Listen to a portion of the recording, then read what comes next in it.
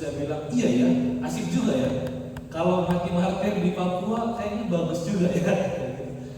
Saya pikir kegilaan pemikiran itu, saya pikir dia nggak akan tanggapi. Tapi ternyata dia bilang begini, yaudah kita berdoa biar setiap bulan kita datang lagi ke Papua gitu ya. Dan ada beberapa orang di sana ya akhirnya bilang oke, datang setiap bulan kalau bisa kayak gitu. Tapi setelah pikir nantilah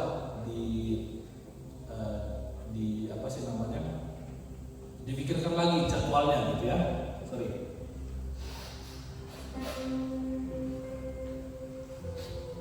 Nah, tapi dalam perencanaan itu semuanya Tuhan ternyata pegang kendali Bapak Ibu. Dalam setiap perencanaan itu ternyata Tuhan yang mengatur langkah-langkah kami. Kami ke daerah-daerah yang menurut mereka unik, biasa saja, tapi bagi kami itu unik. Mereka berkata begini, kalau kami datang ke gereja, kami pakai pakaian ini semuanya kering. Kami semuanya pakai makeup bagus, gitu ya. Tapi kemudian setelah kami pulang, kalau kami nggak keringatan, kalau baju kami ini nggak basah, kalau kami ini ngerasa nggak capek ketika kami pulang dari gereja, kami beribadah kawan. Saya pikir awalnya itu bingung dengan bagaimana ya bahasa ini, bagaimana, apakah harus tempatnya panas atau gimana gitu. Lalu kemudian singkat ceritanya mereka mulai menari. Jadi dalam tengah-tengah ibadah, waktu pujian penyembahan mereka menari, mereka keliling, yang mereka sebut itu tari yapeng. Jadi mereka keliling sambil lompat-lompat, mereka berteriak, mereka menyanyi, memuji Tuhan. Saya bilang, wow, seandainya semangat yang sama ada dikasih pada Tuhan, pasti mereka akan mengalami hal-hal yang luar biasa. Di waktu itu saya tanya begini, Kak, ini kenapa mereka seperti ini? Iya, ini memang kebiasaan kami. Mereka ini orang-orang yang maju, biasanya orang-orang dari kalangan miskin, kalangan yang sampai makan saja sulit, kalangan yang mereka mengalami keterpurukan dalam hidup, hal-hal yang menyakitkan dalam hidup, tapi ternyata Tuhan lepaskan mereka. Saya tanya, lalu bagaimana cara melepaskannya? Iya, mereka mulai sungguh-sungguh untuk beribadah, sungguh-sungguh mau memuji Tuhan, sungguh-sungguh menyerahkan diri kepada Tuhan, dan sungguh-sungguh taat kepada firman Tuhan. Saya bilang, berat ya ternyata ya untuk bisa mencapai itu.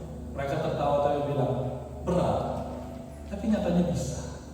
Nah, dan hari ini saya mau membahas tema ini juga, yaitu jadi hamba kebenaran Bapak Ibu. Kita coba buka Roma 6 ayat yang ke-17 dan 18. Roma 6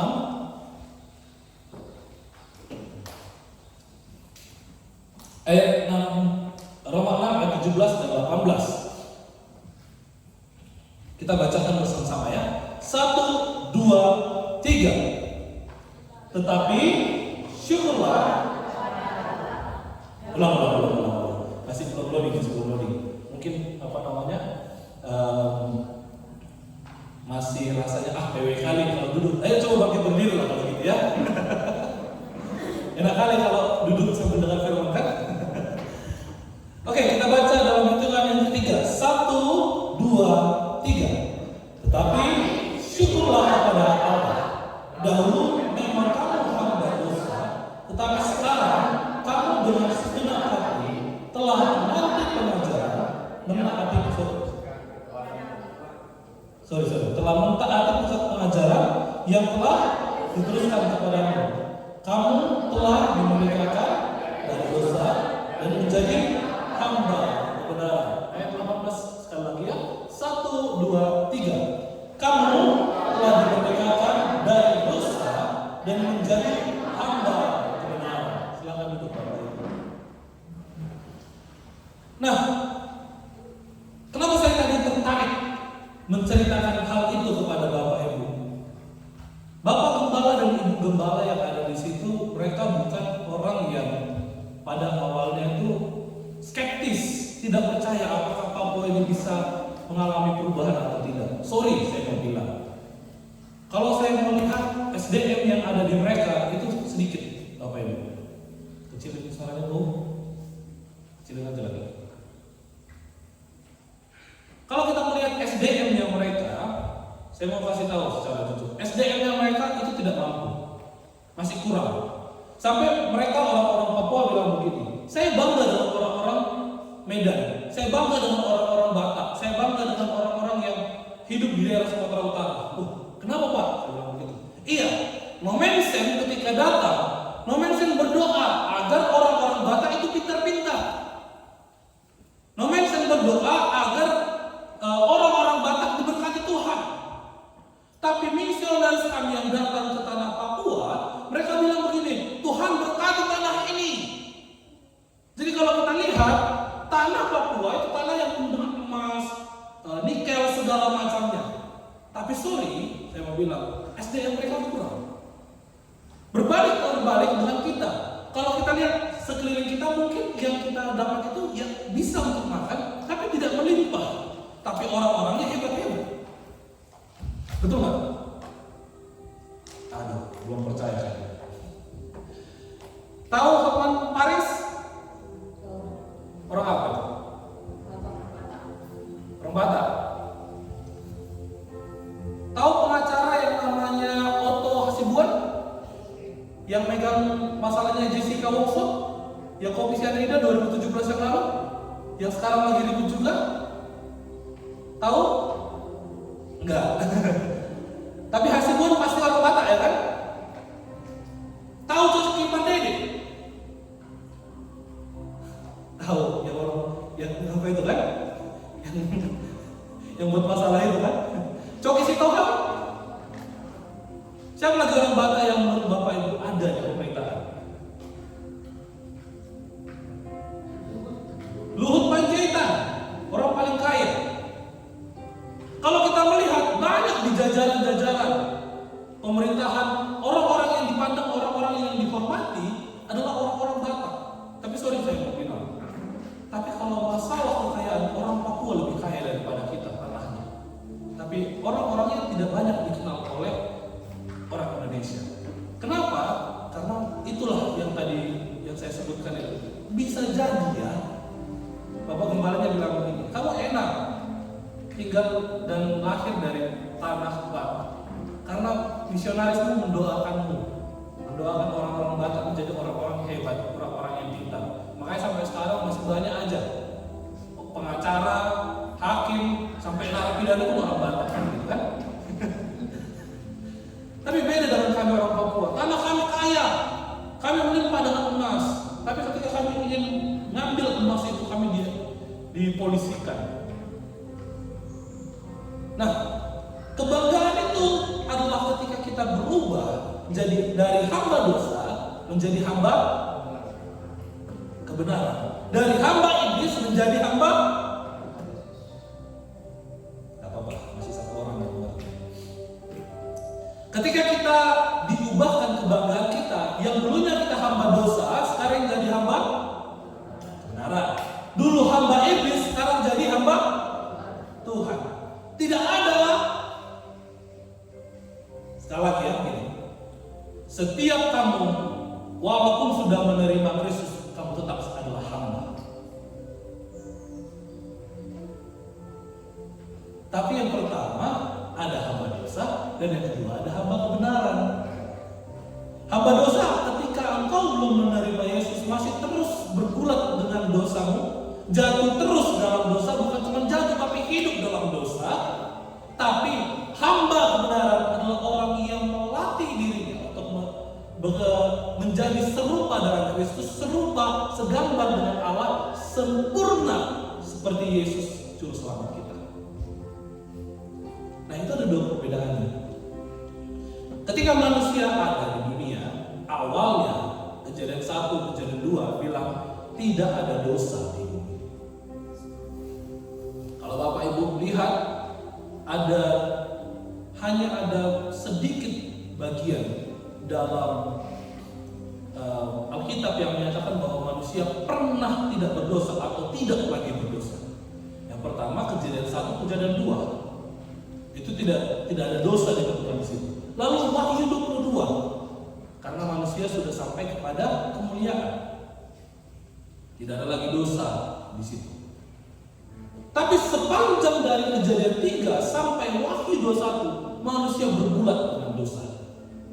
Manusia pasti harus melatih diri menang dalam pertandingan iman. Harus melatih diri untuk bisa menang terhadap godaan setan.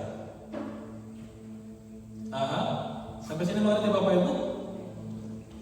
Dan dosa adalah salah sasaran atau tidak sesuai dengan sasarannya Allah, tidak sesuai dengan kehendaknya Allah.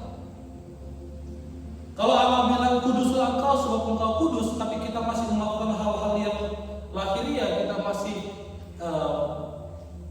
melakukan hal-hal kedagingan yang terus dosa, maka kita sedang pelanggaran-pelanggaran, maka sedang berdosa lah kita. Itu ya. Nah, suatu ketika ketika bicara tentang dosa, saya ketemu dengan orang. Dia buka 1 Timotius 5. Coba kita buka ya. 1 Timotius 1 ayat 15. 1 Timotius 1 ayat 15.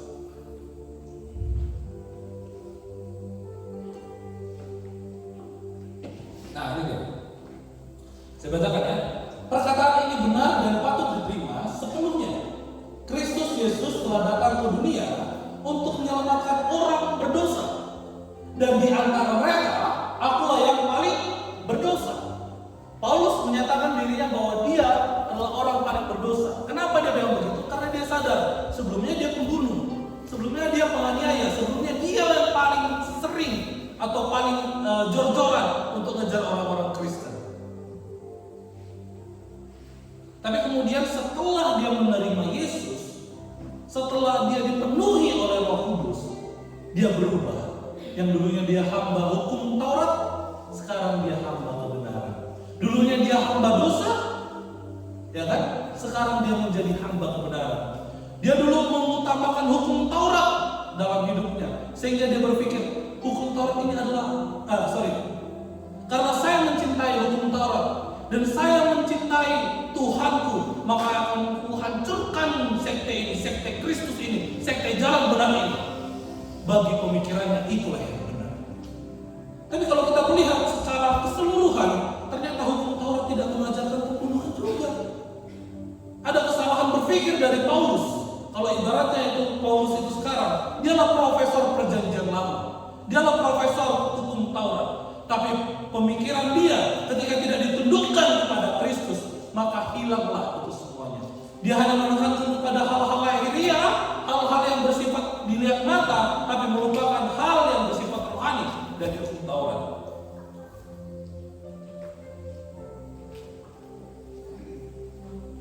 Dan kemudian setelah itu, setelah dia mengalami Kristus, dia bertemu dengan Kristus, lalu dipenuhi oleh Roh Kudus. Dia bilang, dulu aku memang orang paling berdosa. Ayat ini menjelaskan bahwa dia sebenarnya sadar bahwa dia orang berdosa. Dia sadar bahwa dia orang paling tidak layak. Dia sadar bahwa dirinya adalah orang yang paling hina. Tapi dia berkata syukur kepada Kristus. Melalui Kristus, melalui pengorbanannya di kayu salib, aku telah dibebaskan. Dulu aku menganggap hukum Taurat hanya sebagai hal-hal lahiriah. Tapi sekarang aku mengerti, ternyata hukum Taurat itu dipenuhkan dalam Yesus. Tapi ayat ini disalahgunakan oleh beberapa orang, Bapak Ibu. Saya bertemu dengan orang-orang seperti itu. Dia bilang, saya harus buat dosa sebanyak mungkin karena saya harus bangga memiliki Kristus. Maksudnya gimana? Iya, saya harus punya dosa yang banyak sekali. Saya harus tetap berdosa biar saya makin sadar bahwa Yesus itu baik. Maksudnya gimana sih? Iya, kalau saya makin berdosa, saya makin sadar bahwa Yesus itu baik. Kacau aku bilang. Tenang, tidak akan ada yang masalah penderitaan bagiku, katanya gitu. Tenang aja, kalau aku sampai neraka, aku nanti sebenarnya. Tapi karena itu teman, saya kira usir. Dia masih merokok, Bapak Ibu. Lalu saya ambil mancisnya. Mancisnya saya hidupkan, saya tahan aja gitu. Dan saya kenakan ke dia.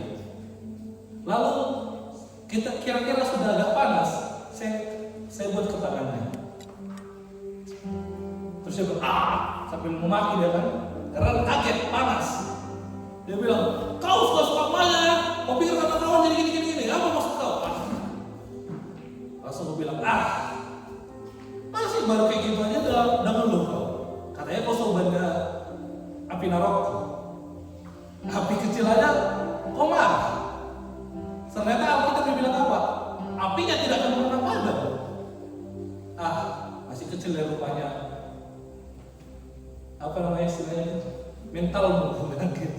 Masih kecil ya rupanya mentalmu. Sama mancis saya masih takut kau. Tapi sekali kau bilang jadi api naroko bu, dumpe kau masuk api naroko kau dosa bandai.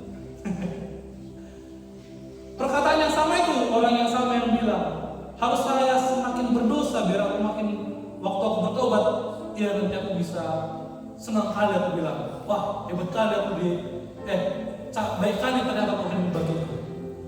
Lalu saya bilang begini, kalau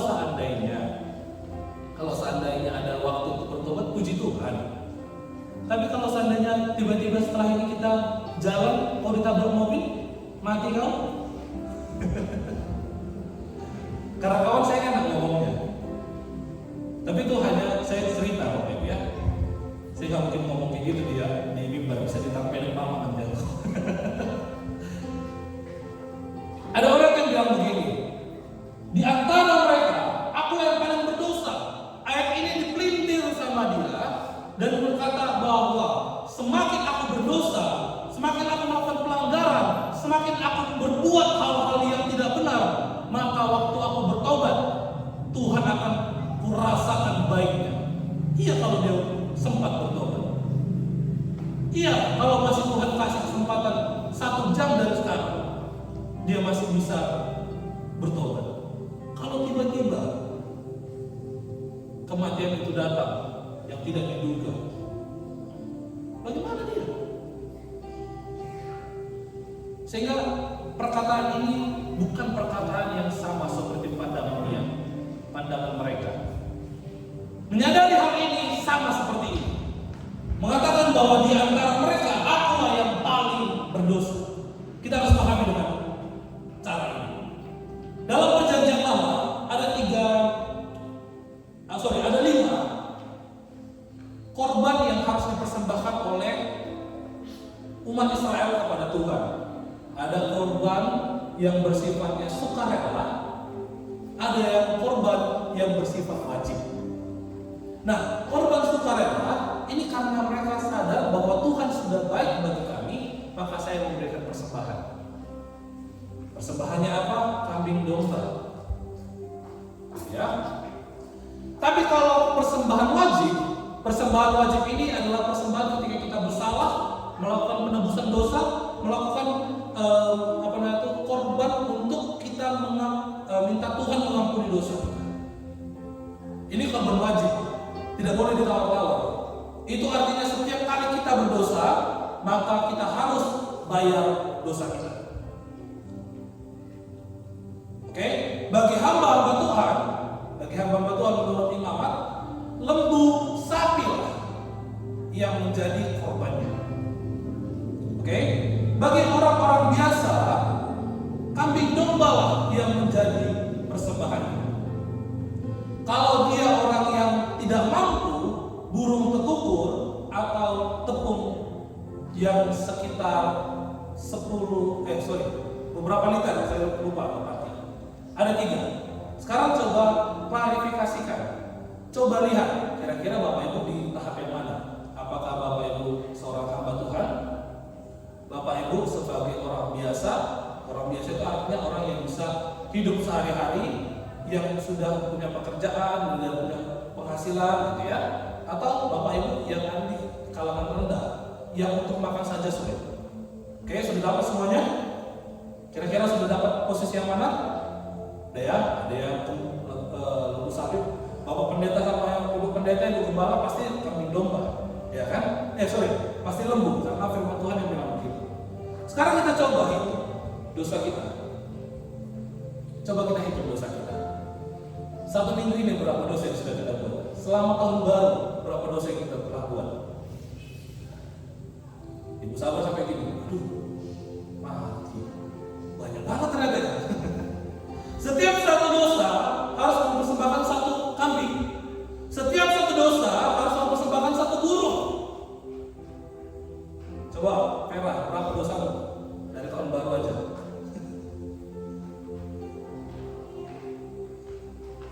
Bapak Gembala, sudah berapa dosanya? Ibu Gembala, sudah berapa dosanya? Oke, hitung aja ya, hitung aja dulu ya.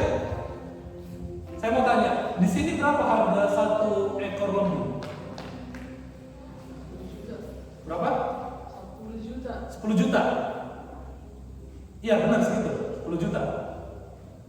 Kalau kemarin saya ke Papua, harga sapi itu 15 juta katanya. Harga babi 20 juta.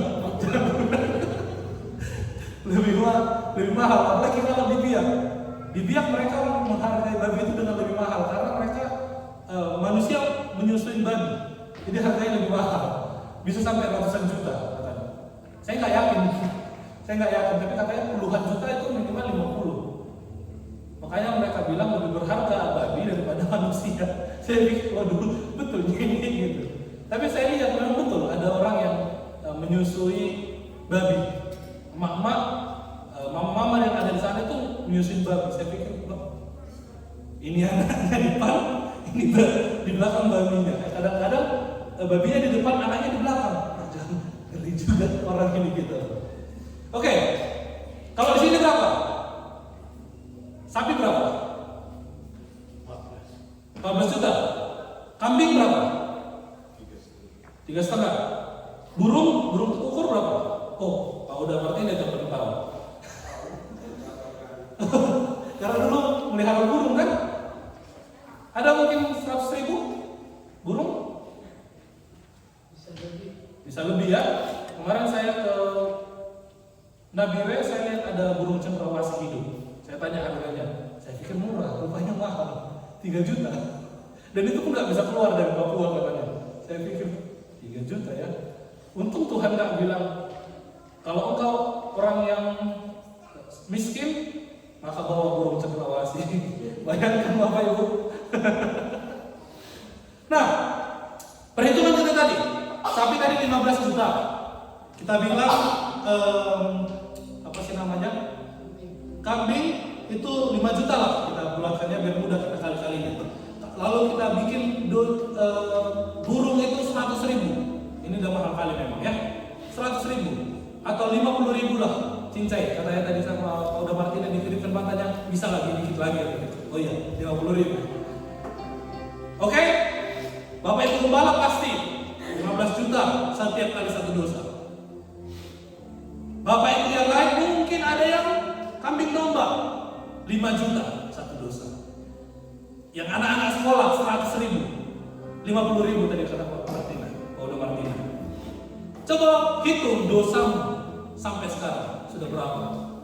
Dan nanti sebelum kita pulang kita harus bayar dosa dulu di persembahan. Coba bayangkan Bapak Ibu, sudah berapa dosa? Berapa dosa Vera? Kali berapa?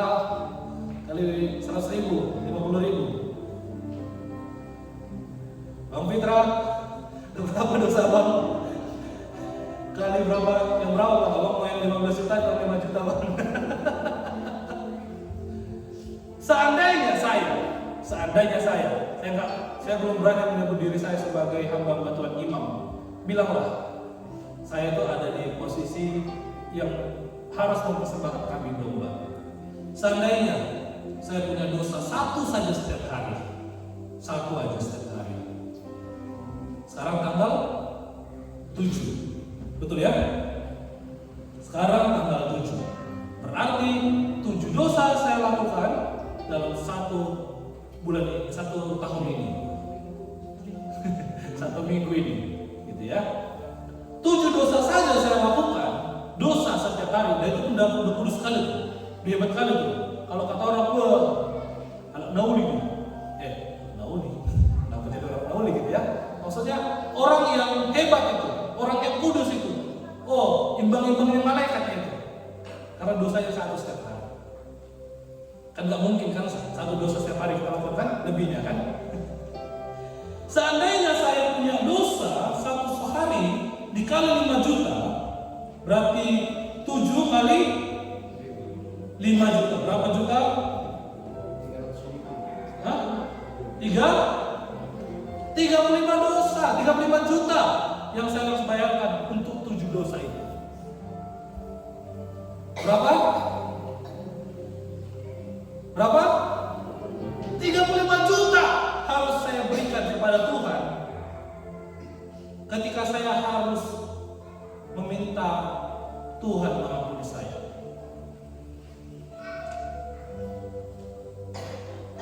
Berapa? 35 juta.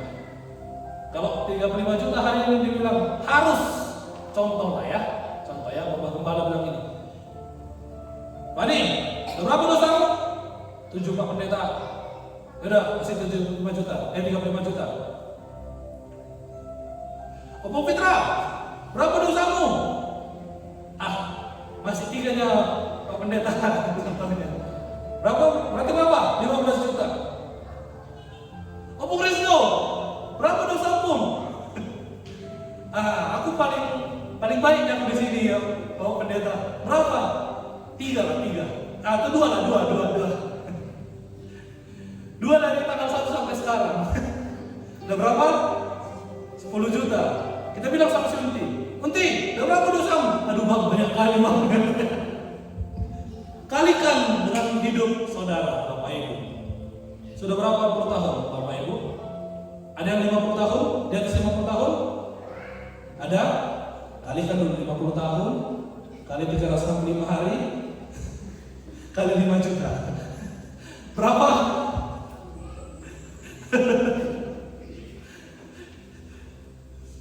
Pak, udah Martina, udah berapa dosa? Udah berapa umur Pak udah sekarang? 47 kali 365. Berapa itu? Tadi ada yang juara dulu dari 3 orang mana ini? Tadi saya lihat kan, oh puji Tuhan saya juara 2. Bagus, dari 3 orang tuh. 47 kali 365 17.155 kali 5 juta. Wah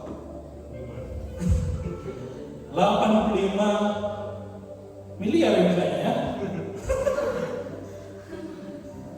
85 miliar 85 miliar 775 juta cash hari ini Pak.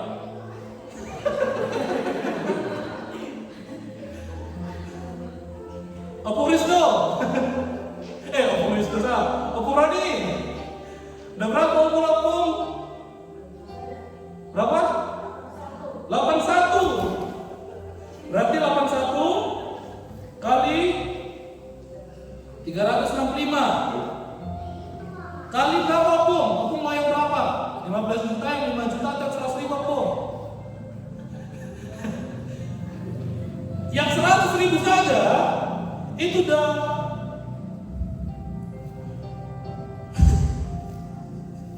295 juta opung cash harus hari ini. Bisa opung? Kalau nggak bisa, tinggal dulu di sini. Fando, udah berapa opung Fando? Berapa? 16 kali 365 kali berapa Pando? Kamu yang berapa? 5 juta, 100.000, 15 juta? 100.000. Maka utangmu 584. Ya 584. 58 juta 400. Bisa Pando?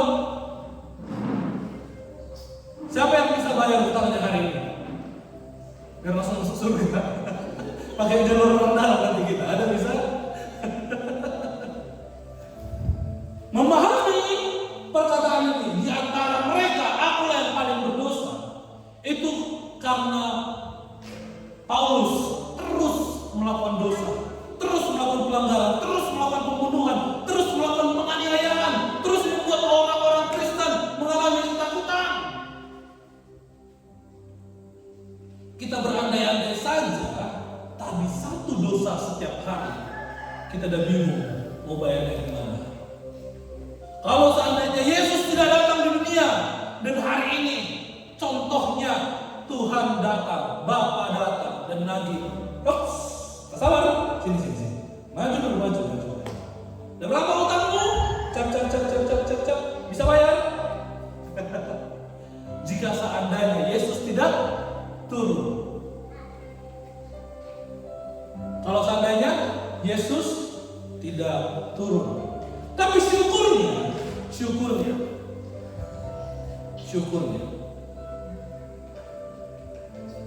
Allah yang kita sembah, Bapa di surga, memberikan Yesus sebagai ganti daripada dosa kita. Darahnya tidak ternilai, Bapak Ibu. Kenapa dia tidak ternilai? Bayangkan, satu orang untuk seluruh dunia. Satu tetes darahnya berapa harganya?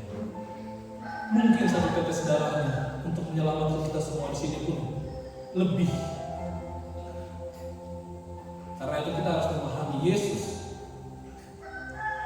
dengan segala pengorbanannya sungguh sangat baik. Perkataan ini, bahwa perkataan Paulus ini, di antara semuanya aku yang berdosa.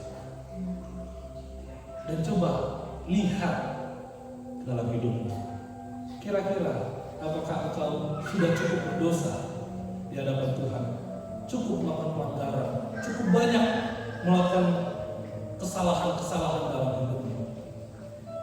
Atau kalau bilang, sepertinya saya masih terlalu baik, saya tidak pernah melakukan dosa. Ada yang seperti itu? Tapi jika engkau berkata, iya, aku sadar, aku banyak melakukan dosa. Seandainya satu dosa saja pun aku lakukan setiap hari, ternyata aku gak mampu untuk membayar dosa. Maka harusnya dengan kesadaran itu, kita semakin membangun diri kepada Tuhan. Kita balik ke Roma tadi. Roma 6.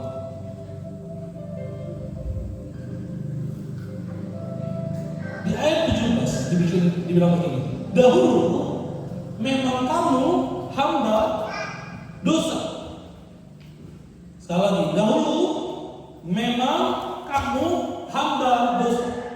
Katakan bersama dengan saya, dahulu saya adalah hamba dosa. Kenapa saya ajak Bapak Ibu memperkatakan ini? Untuk mengingatkan kita bahwa kita dulu adalah orang-orang berdosa. Orang-orang yang harusnya membayar hutang yang banyak itu. Ada hutang yang 5 miliar, ada hutang yang triliun mungkin, ada hutang yang masih ratusan juta karena masih anak-anak. Tapi itu sudah diselesaikan oleh Yesus di kayu salib. Amin. Kenapa aminnya tidak dengan rasa bangga, Bapak Ibu? Harusnya ketika kita tahu bahwa dosa kita yang banyak telah Tuhan selesaikan di kayu salib, maka kita berkata, terima kasih Tuhan. Dengan rasa yang syukur. Atau Bapak Ibu belum sadar? Kali kita coba berangan-angan sebentar lagi. Mak Sabar, kalau seandainya Mak Sabar punya hutang 1 miliar aja, gak usah banyak-banyak, 1 miliar aja, gak usah banyak ya, bisa gak tidur? Oh, udah Martina 2 miliar Pak ya. Seandainya Nak udah punya hutang 2 miliar, bisa gak tenang? Bisa lah, aman itu, ada Pak udah kok katanya. Seandainya kita semua orang di sini punya hutang 500 juta aja, bisa gak rasa tenang hidupnya? Oh masih tenang, gak apa-apa. 1 miliar. Seandainya kita ada di sini, semua orang di sini punya hutang 1 miliar, bisa tenang? Enggak. Pak Uda Martina sudah bilang enggak, yang lain masih gampang itu katanya. Seandainya kita punya hutang 5 miliar, Bapak Ibu, bisa kita tenang? Masih ada yang masih diam. Seandainya kita punya hutang 10 miliar, apakah kita bisa tenang? Nah, ini makin berat ini katanya. Tapi tiba-tiba hutang itu yang sedang dikejar-kejar oleh rentenir, bukan rentenir, debt collector. Dan hutang itu kita hutang kepada rentenir yang setiap hari nambah terus bunganya. Kadang-kadang kita hanya membayar bunga, belum membayar pokok. Bisa tenang?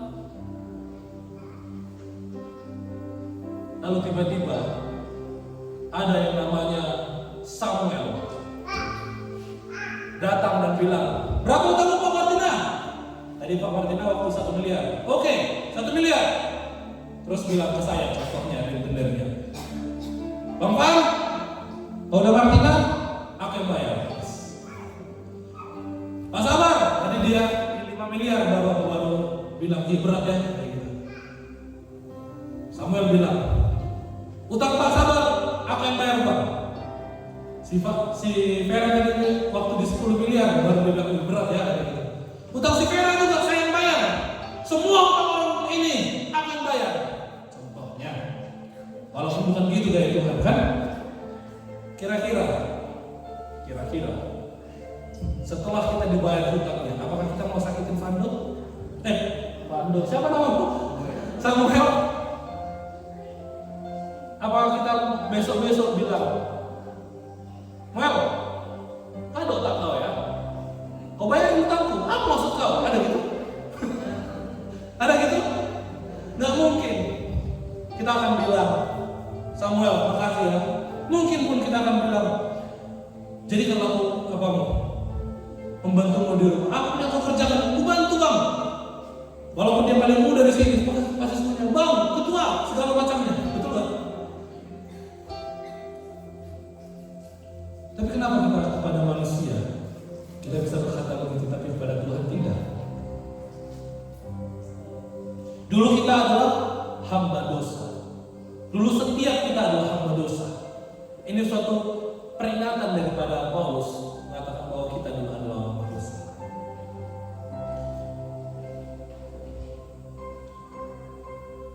Lalu dikatakan di berikutnya,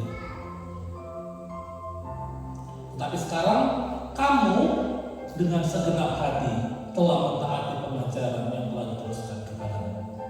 Ini agak aneh bahasanya, serius. Di atas kita disebut hamba, tapi berikutnya disebut sebagai orang yang dengan sukarela.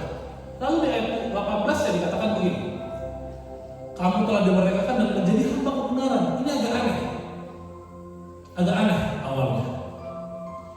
Di atas dibilang kamu hamba dosa.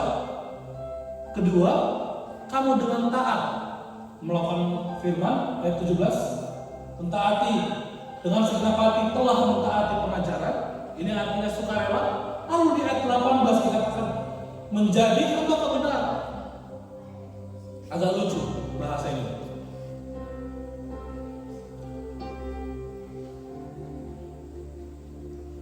Tapi tahukah, ternyata itu tidak lucu. Ternyata setelah kita menjadi hamba kebenaran, Tuhan tidak memaksakan kita. Walaupun seharusnya kita harus dipaksa, karena hamba itu tidak bisa bilang enggak kepada Tuhannya. Kami di kantor ada pembantu OB yang kalau kami suruh apapun bisa, harus dia pergi. Kami bilang, buatkan dulu teh manis. Harus dia ambil teh manis. Harus dia buat teh manis. Kalau kami bilang, ambil dulu makanan di bawah. Walaupun dia lagi santai-santai, walaupun dia lagi main HP, dia harus diri, dia harus ambil. Kalau kami bilang, buatkan makanan ke kami. Sendokin makanan ke kami. Mau dia lagi makan, mau lagi dia tidur, mau apapun itu, dia harus bangkit, dia harus sendok makanan, dia harus buatkan makanan buat kami.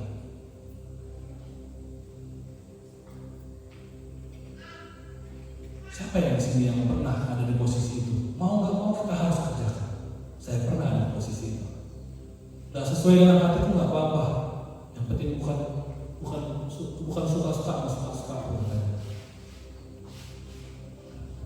Seharusnya ketika kita menjadi hamba kebenaran, kita mau nggak mau tapi harus mengerjakan kebenaran Allah perintahkan.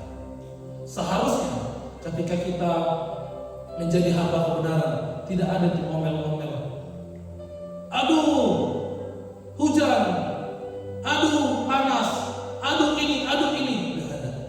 Ketika kita harus datang, kata firman Tuhan, setiap hari Minggu, tidak ada perbantahan di situ. Kenapa? Kita semua hamba.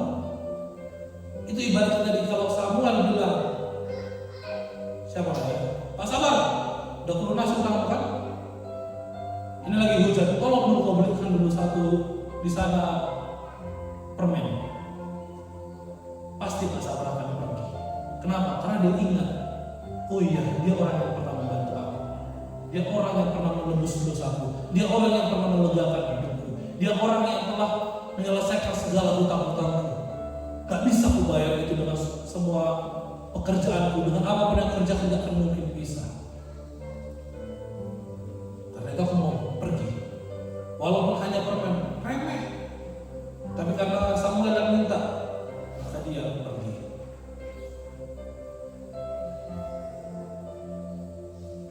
Tapi konsep dalam kita bertuhan ternyata bukan seperti itu, Bapak Ibu. Setelah kita menjadi hamba kebenaran, Tuhan bilang, mari kepada aku yang terus hidup beban berat, aku akan memberikan kelegaan. Tidak ada paksaan dalam Tuhan. Tidak ada keharusan dalam Tuhan. Harus ini. Tapi segala sesuatunya harus dengan kerelaan, harus dengan kesadaran, harus dengan kerendahan hati, harus dengan rasa syukur yang selalu ada bahwa Tuhan telah menyelesaikan dosa-dosa. Kalau hari ini Bapak Ibu merasa tergugah hatinya, ternyata Tuhan sekalipun aku disebut sebagai hamba kebenaran di ayat 18, kamu telah dimerdekakan dari dosa dan menjadi hamba kebenaran. Ternyata Tuhan tidak mengharuskan aku melakukan ini itu, tapi dengan sadar aku harus bekerja buat Dia, aku harus melayani Dia, aku harus menyenangkan hati Dia, aku harus memuji Dia, aku harus menyembah Dia, aku harus menyenangkan hati Bapakku yang telah menerima aku dari segala hutang-hutang dosa. Karena itu Bapak Ibu, sebagai orang yang telah ditebus dosanya, sebagai orang-orang yang telah diselesaikan hutang-hutangnya, sebagai kita yang segala pelanggaran kita telah Tuhan selesaikan di kayu salib, mari kita mengimani bahwa Yesus adalah satu-satunya jalan.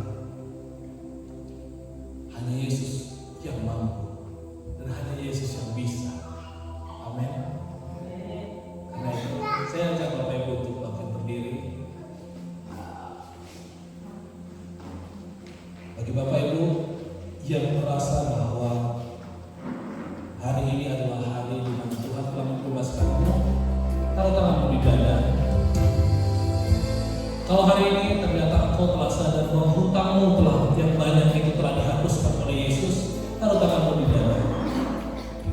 Kalau engkau berkata, terima kasih Tuhan bahwa aku yang dulunya hamba dosa, sekarang aku jadi hamba kebenaran.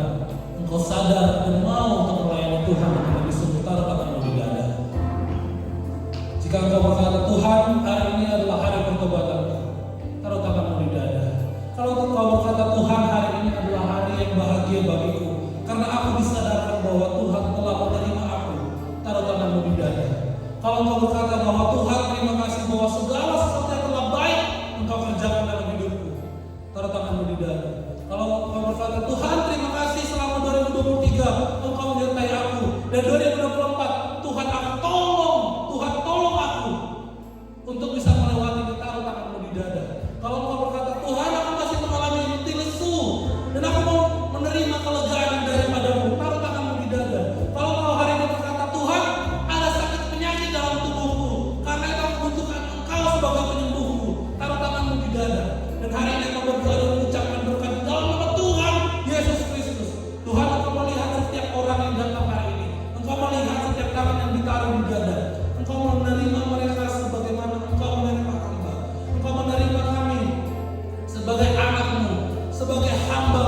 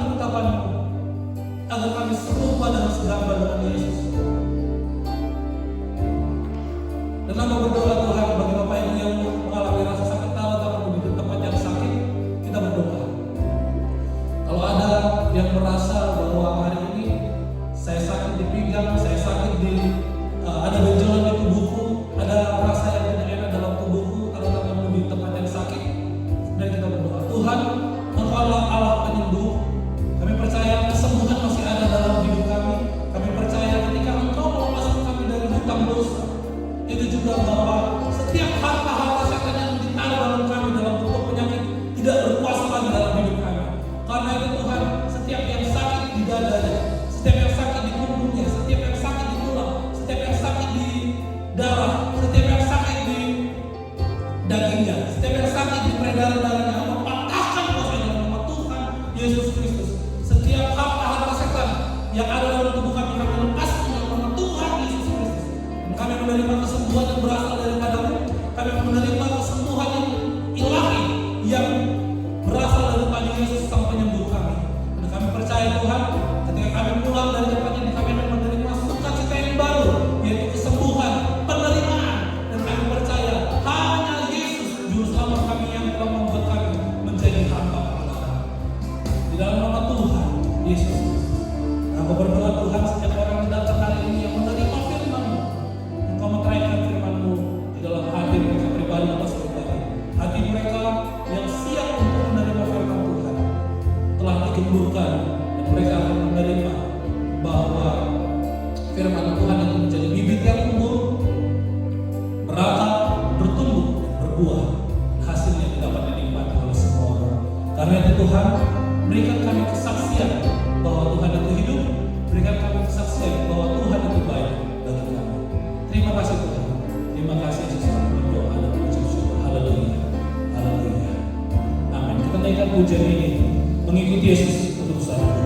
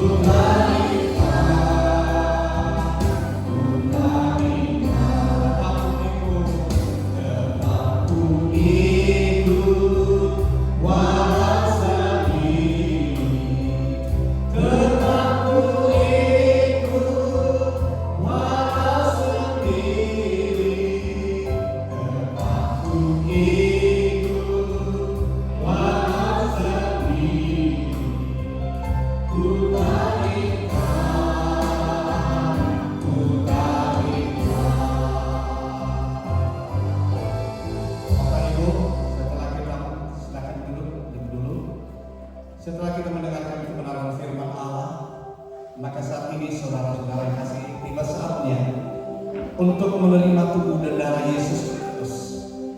Penghidupan di dalam diri kita satu dengan yang lain, supaya kita dapat mengalami Tuhan kita yang hidup, yang telah memberikan kita pembebasan dari segala dosa kita, dari segala pelanggaran kita. Oleh sebab itu hari ini saudara-saudara, kita kembali menghadap mejanya Tuhan. Kita makan dan minum dari mejanya Tuhan. Oleh sebab itu sebelum kita makan dan minum, kita dengarkan pembacaan firman Allah. Sebab apa yang telah kuteruskan kepadamu telah aku terima dari Tuhan, yaitu bahwa Tuhan Yesus pada malam